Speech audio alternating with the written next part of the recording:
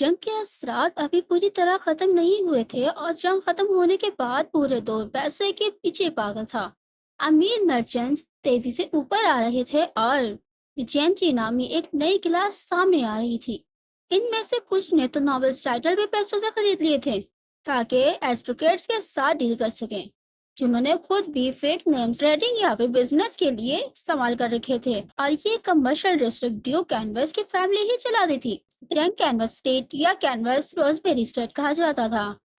Peterson हाथ में एक नोट बुक पकड़े हुए था और बोलता है, सर मुझे इन्फॉर्मेशन मिली है कि वो लेडी इसी इलाके में है। क्या आप टीचर्स के लिए जो कैंडिडेट्स की लिस्ट बनाई गई है आप उसे देखना चाहते हैं?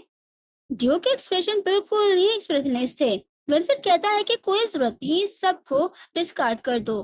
पैटरसन इसे काफी देर तक इसरार करता रहता है, लेकिन सर ये लिस्ट पिछली लाइफ में ड्यू कैंडिडेट ने भेजी थी। विंसेंट ने कोल्ड आवाज में उससे कहा, अब जब हमारे पास अवेलेबल है तो बस वो लेडी ही काफी है। ऐसे पीटर, पैटरसन ने ब्लंटली जवाब दिया, सर मेरा नाम पीटरसन है, पीटर नहीं। विंसेंट ने लापरवाही से कहा, हाँ हाँ बिल्कुल। वैसे पीटर असल में पीटरसन ही। इसी वक्त विंसेंट का ध्यान कहीं और गया। वहां इतनी भीड़ क्यों है? पीटरसन ने कहा, मुझे भी ठीक से नहीं पता। विंसेंट ने ऑब्जर्व करते हुए एनालाइज शुरू कर दिया। हमारी इन्वेस्टिगेशन में कोई गलती नहीं हो सकती। रिसेंटली कुछ तो बदला है यहाँ पर। क्या ऐसा तो नहीं कि वर्ड ऑफ माउथ की वजह से ये जगह अचानक फेमस हो गई है? इसकी आवाज बिल्कुल ही लापरवाह थी। तब एक एक्साइटमेंट से भरी आवाज गूंजती है, आप सबके वेट करने के लिए बहुत बहुत शुक्रिया। पेटरसन ने अचानक नोट किया, ओ वो पर्सन तो फैसल फ्लोरेस से। वो स्माइलिंग फेस के साथ इंट्रोड्यूस करवाती है, ये है फ्रेश बेक्ड ब्रेड, गरम गरम और टेस्ट करने के लिए बिल्कुल रेडी। दोनों के दिमाग में एक ही नाम आया, गैसल फ्लोरेस। पेटरसन ने एक्साइटेड होकर बताया, ये सच है कि मैंने तो सुना था वो इसी एरा में है, लेकिन मैं जब भी इसे देखता हूँ तो हैरान ही रह जाता हूँ। कस्टमर्स को अट्रैक्ट करने का इसका ही तरीका और कुकिंग परफॉर्मेंस इतनी ज्यादा स्किल्ड है जितनी इस दिन पार्टी में थी। ये कोई ऐसी चीज नहीं जो हर काम की बेटी कर सके। विंसेंट ने एक बड़ी ही शानदार स्टैंडिंग स्माइल दी और वाकई ही स्टन होकर रह गया। हमारे पास कुछ प्रिपेयर करने को है, चलो हम वापस चलते हैं। पेडरसन उसे रोकता है, कहता है, सर आप यहाँ पे किसी प्रपोज करने के लिए आए थे ना? क्या आप यहाँ पहले ही जा रहे हैं कुछ भी डिस्कस किए बगैर?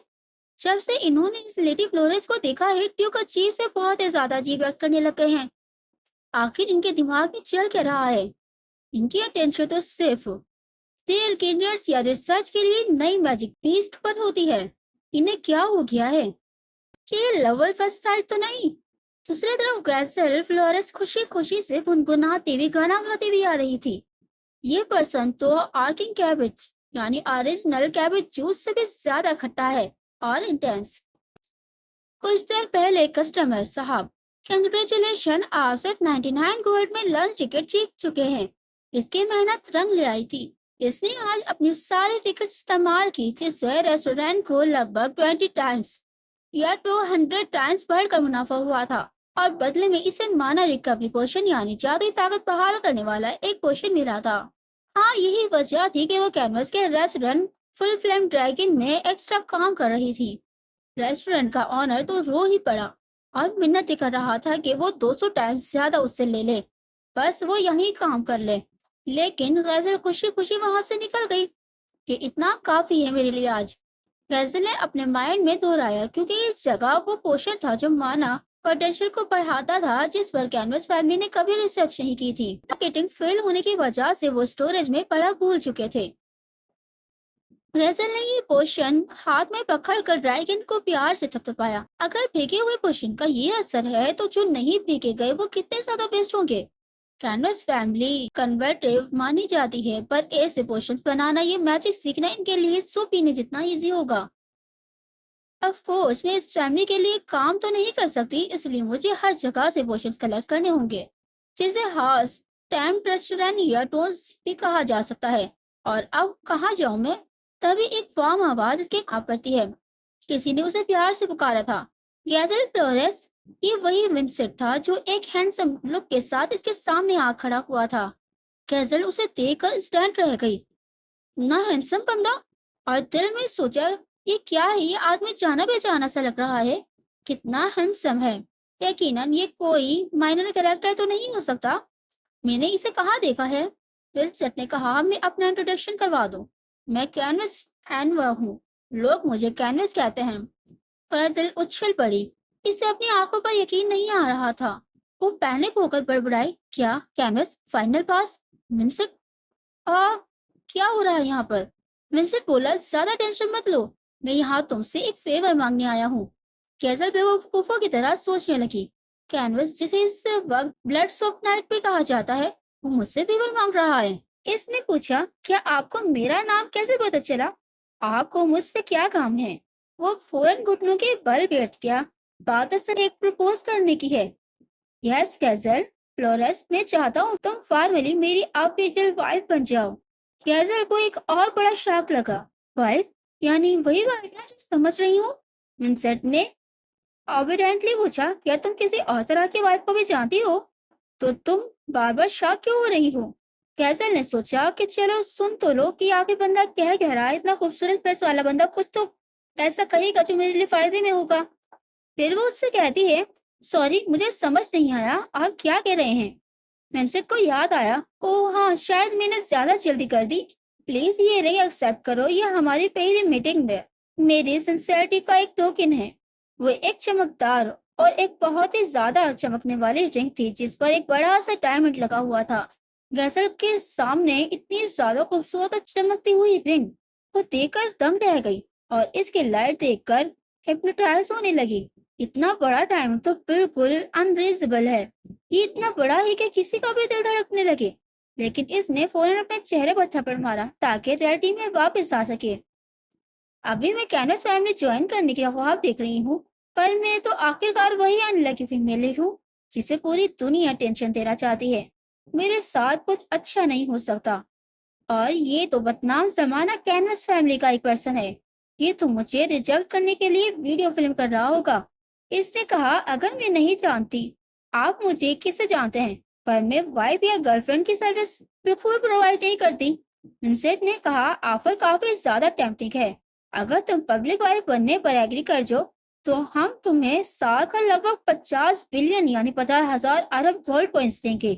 گیزل بہت بری طرح سے اسٹن رہ گئی، 50 ارب گولڈ کوئن، اس سے تو کیپٹل میں تو بڑے بڑے ٹاؤن ہاؤس خریدے جا سکتے ہیں، صرف وائف بننے کا ناٹک کرنا ہے اور سال کے 50 ارب۔ گیزل نے اپنی مٹھیاں بند کی اور اوپر دیکھا، وہ بظاہر تو بہت ہی زیادہ غصے میں لگ رہی تھی۔ کیا آپ سمجھتے ہیں کہ میں ایسی لڑکی ہوں جسے پیسوں سے خریدا جا سکتا ہے، صرف اس لیے کہ مجھے دنیا کا لوور کہا جاتا ہے؟ کیا آپ کو لگتا ہے کہ میں ایک رنگ اور پیسے کے لیے کچھ کرنے والی لڑکی ہوں؟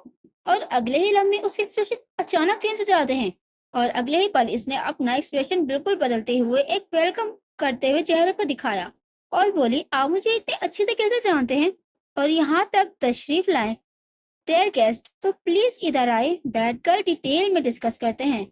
کیزل نے دل میں خوشی سے سوچا، 50 ارب تو بہت ہی زیادہ بڑی رقم ہے، ماڈرن کیپٹلسٹ سوسائٹی میں کسی کا بھی دل چرانے کے لیے کافی ہے۔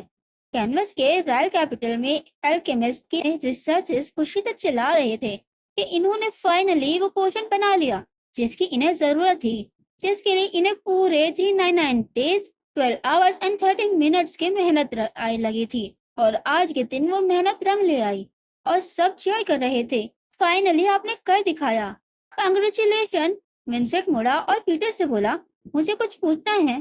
پیٹرسن نے بورنگ ٹون میں کہا، میرا نام پیٹرسن ہے، پر کیا پوچھ رہے ہیں؟ ونسنٹ نے پوچھا، 50 ارب گولڈ کوئن ایک چھوٹی رقم ہے کیا؟ پیٹرسن نے جواب دیا، اس منی سے ایک ماڈل کلاس نوبل فیملی کے 3 سال کا بجٹ ہو سکتا ہے، یہ بہت ہی زیادہ بڑی رقم ہے، لیکن سر آپ کو کیوں لگتا ہے کہ یہ لڑکی ایگری کر جائے گی؟ پچھلی رات گیزل نے بڑے پیار سے مسٹر نہیں کسٹمر آپ کو انوائٹ کیا تھا اور پوچھا تھا تو مجھے ایکزیکٹلی کرنا کیا ہوگا؟ ونسنٹ نے سیریس ہو کر کلیریفائی کیا، بہت سمپل ہے، مجھ سے شادی کرو اور اتنا زیادہ ٹربل یا برا ویوہار کرو کہ میری فیملی کا ہر انسان تم سے خوفزدہ ہو جائے۔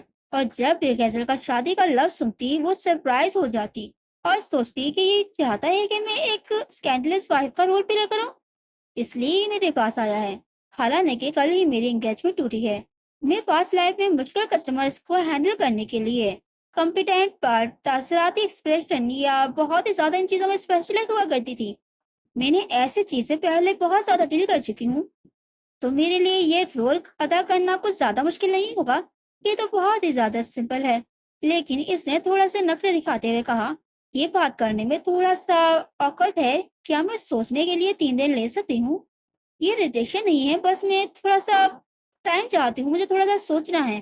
انسٹ نے بکر کسی سوال کے بس ایک ہی لفظ کہا، ٹھیک ہے۔ کیسل تھوڑی دیر بعد اسے دیکھتی رہی اور پھر تھینکس کہا اور بتایا کہ وہ 3 دن میں کانٹیکٹ کرے گی۔ کیجل تھوڑی دیر ویرڈ گیزل تھوڑی سی ویرڈ بھی تھی۔ کنڈیشن تو بہت ہی زیادہ ایگریٹو ہے، پر اتنی جلدی ٹرسٹ کرنا تو ٹھیک نہیں۔ میری پرسنالٹی کے مطابق اچھی چیزیں اکثر بیڈ لک سگنل ہوتی ہیں۔ ری انکارنیشن ناولس میں کریکٹر میرج کنٹریکٹ میرج ایک ایسی چیز ہے جسے فوراً پکڑ لینا چاہیے۔ ہم ایک دوسرے سے نفرت کرتے ہیں پر چلو شادی کر لیتے ہیں، لیکن چونکہ دوسرے پارٹنر ہائی اسٹیٹس کا ہے اور فائنل بات سے اس لیے کیئر پر رہنا بہتر ہے۔ ویسے بھی ایک ایسا ایونٹ ہونے والا ہے جو میری سیلف ورتھ کو بڑھا دے گا۔ اگلے دن بلڈنگ میں میڈس کی چیخیں گونج رہی تھی، مس جلدی، اب سونے کا وقت نہیں ہے۔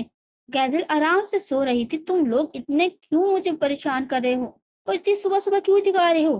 دوسری میڈ بہت ہی زیادہ اینشیس ہونے لگی اور اسے کہا کہ وہ جلدی سے مین روم میں چلے جائے۔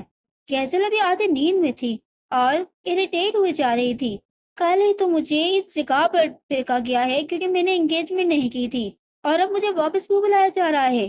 اس کے سوال کا جواب فوراً مل جاتا ہے جب میڈ بتاتی ہے کہ کان فلورس واپس آ گئے ہیں۔ گیزل کی آنکھیں یقین نہ آنے کی وجہ سے کھلی کی کھلی رہ گئی اور وہ اندر سے خوش ہو گئی۔ ویٹ، کیا کان فلورس واپس آ گئے ہیں؟ کہ وہ سچ میں واپس آ گئے ہیں؟ دونوں میڈ تھوڑا سا شرما گئی۔